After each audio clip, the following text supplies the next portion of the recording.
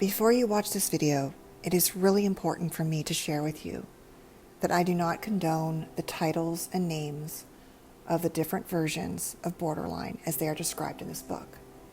Given it was written a long time ago, there is an evolving awareness around our sensitivity that we need to keep for those who struggle, while also validating those who have been on the receiving end of those who struggle. I debated taking the names out. I wasn't sure how to do that in editing, and so I'm going to leave them in. And those titles actually come from the book by Christine Lawson's book called Understanding the Borderline Mother. The idea was they were meant to convey archetypes, stereotypes, experiences of characters, of what the idea or image of those who struggle, what it looks like. But as we evolve over time, we know that using names like this are not helpful.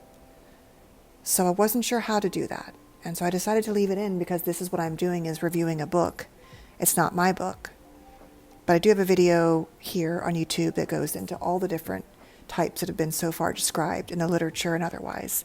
And that's where I'd suggest you go to understand more about the different types and how they might present.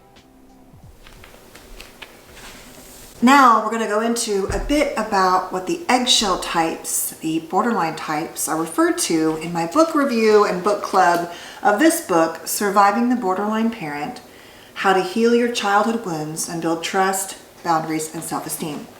Now I'm tying all of these videos around those who struggle with borderline, also into the idea of having parents, what I call eggshell parents, because the heart of borderline, in many cases as a parent, if the parent is untreated, is the child's repeated experience of a lack of emotional, at a minimum, safety. And what do I mean by that? I mean that at the end of the day, because of walking on eggshells, if you've learned to walk on eggshells, that means you've learned to hyper-focus and pay attention to what is coming, what I call often good love and bad love. And because we don't know what to expect, we have to be prepared for really anything. And that is very often the heart of the instability around relational and emotional lack of predictability, honestly, with borderline. So the book called Understanding the Borderline Mother by Christine Lawson, which was published in 2000, and I read it probably about 6 or 7 years ago, really was the first time I read a book and I was like, okay, this is what my mom has. And it's not that any one specific type or chapter or example, but the overall flavor. And this is what I tell people if you read the book. If you say, maybe I don't relate to this or that specific thing, but the energy of this book is really descriptive of what I grew up with, that is often a very telling experience. So because we have historically, I think, not done a great job at not stigmatizing, especially borderline, mental health in general, but especially borderline, and understandably so, Christine Lawson wanted to use this idea of fairy tale characters or images or sort of like stereotypes or whatever you want to call it as a way to explain 4 different types of borderline that she refers to as the waif, the queen, the hermit, and the witch. And so we're going to talk a little bit about what those are, though I've made a lot of other videos you might want to check out here on my channel going into the many different types of borderline. There's a video here I'll link to. And it really talks about the different evolutions of how we see borderline types. So I don't really use this fairy tale model in the way I think about it, but the idea is to try to remove the labels and just relate to the energy. So for the waif example, this type historically is more of a victim type. And this might be what we might call quiet, oftentimes BPD. It could also have layers of covert narcissism. And what we're saying here is that this is a person who often presents as helpless and kind of as a victim to the world. And it says she or he, or I would say they, may appear social but never really engage with others on a deeper level. They may be inappropriately open and then reject those with whom they've just shared, fish for compliments and then deny them, complain and then wave away suggestions and offers of help. The waif feels hopeless and anticipates negativity, even before they have any evidence of that might be in store. Characteristics of a waif parent include permissiveness, alternately spoiling and neglecting children, and using fantasies of a fairy tale life to distract from reality. The waif is more likely to cry than rage. Remember, rage is a very common sentiment borderline, but not necessarily in all of them, and to suffer from anxiety and depression. Messages from a waif parent may include, life is so hard, nobody loves me, and I have it a lot worse than you or others. Now, I'm going to go into the next few types, but please remember that most, in my experience, parents have little bits of each thing. You might identify more strongly with one pattern or one, type, but in my experience, just like the disorder in our entire lives as complex human beings, we might see a complex combination. The queen. The queen feels entitled yet empty, the queen feels empty yet entitled. She yearns for material wealth, beauty, attention, and loyalty. Queen parents may compete with a child for attention. We can often see a overlayering of narcissism here. Feel jealous of their child's achievements or attributes and act in selfish or domineering ways. When others comment on or challenge the queen's behavior or beliefs, she may paint them as the enemy. So no challenging is allowed there.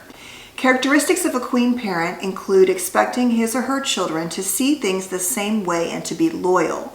So they have to see things the way you see them, right? Dramatic or histrionic behavior and a tendency toward exaggeration. The queen has a hard time respecting others' boundaries and preferences. Despite her needs, she may come across as quite strong and independent. Messages children of queen parents may receive include, you must love me. I resent you when you need something from me. The next one is the hermit. The hermit feels fear. He's always on alert about potential danger. He may seem paranoid at times, perceiving threats where others don't. Phobias or superstitions may interfere with daily living. Benign or even helpful comments from others may be interpreted as a threat or attack. Hermits can be excessively self-protecting, possessive, and domineering.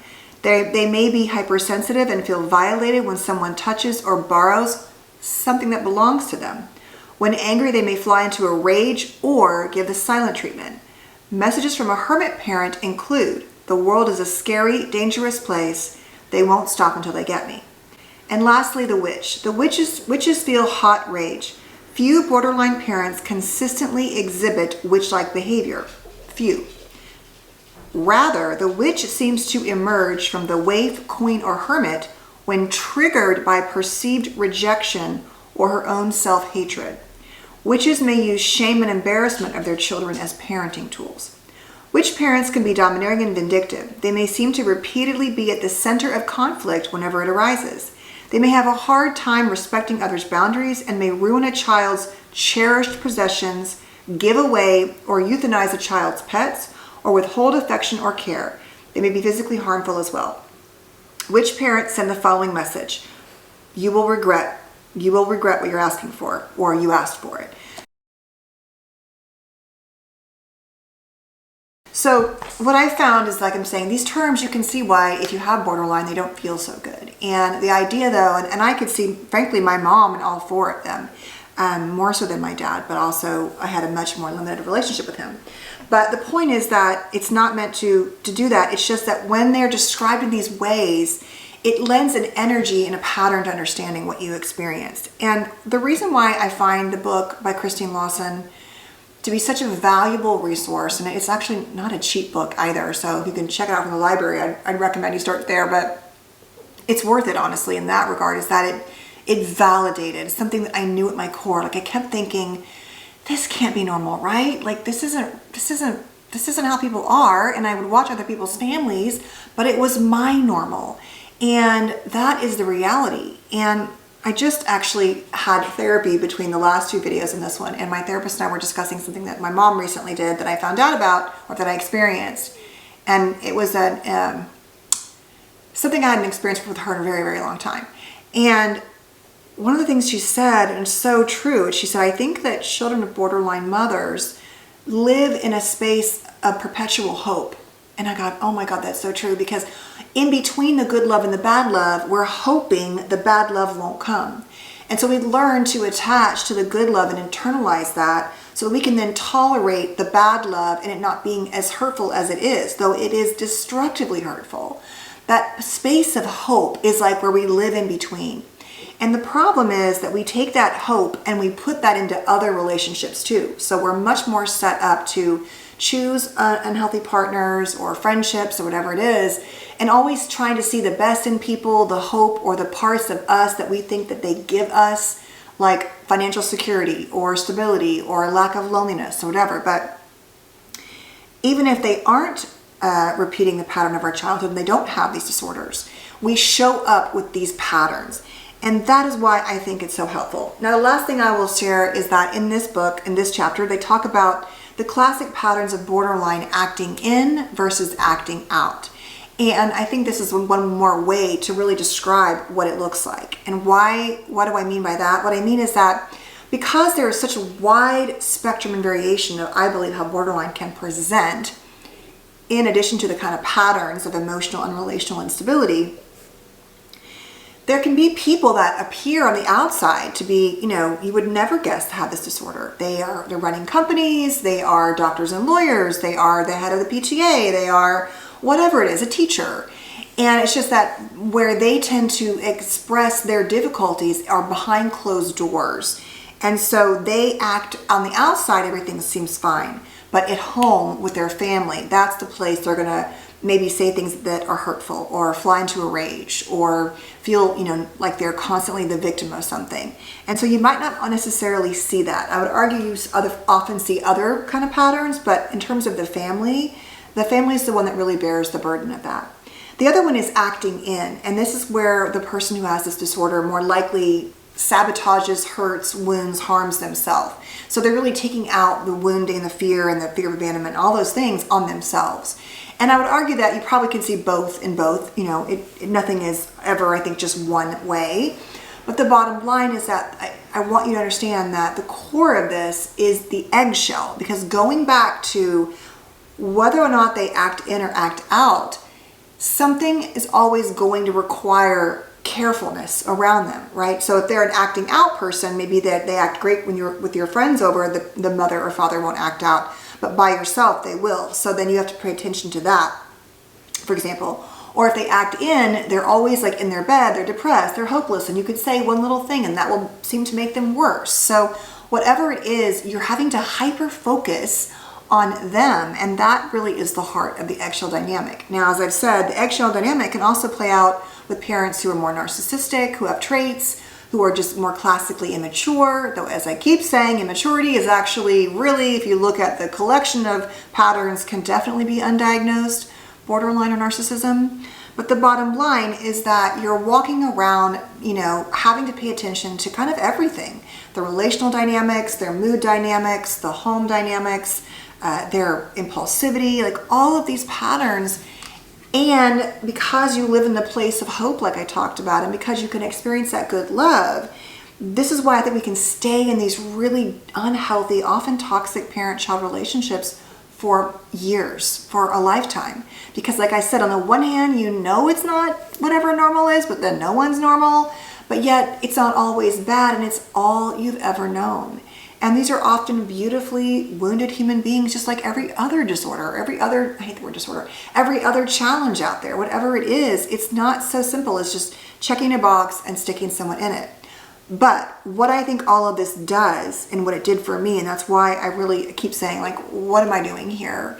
It's to validate and explain and inform and support and educate around not only these disorders from a child's perspective, but also potentially if you are displaying qualities like this, or you love someone and you want to figure out what's going on, right? It's like this, there's a ripple effect. And this to me is childhood trauma at its core, which is the heart of a lack of relational safety. That is the heart of complex trauma, that in whatever circumstance, from the more mild to the extreme end, and they can all be impactful because we're all different people, is that the violation or the lack of repetition of general safety in what should technically be, more often than not, safe relationships, safe places, safe spaces, whatever, or an actual, more severe repetition of trauma. The bottom line is you don't have safety, and you learn to spend your life walking around.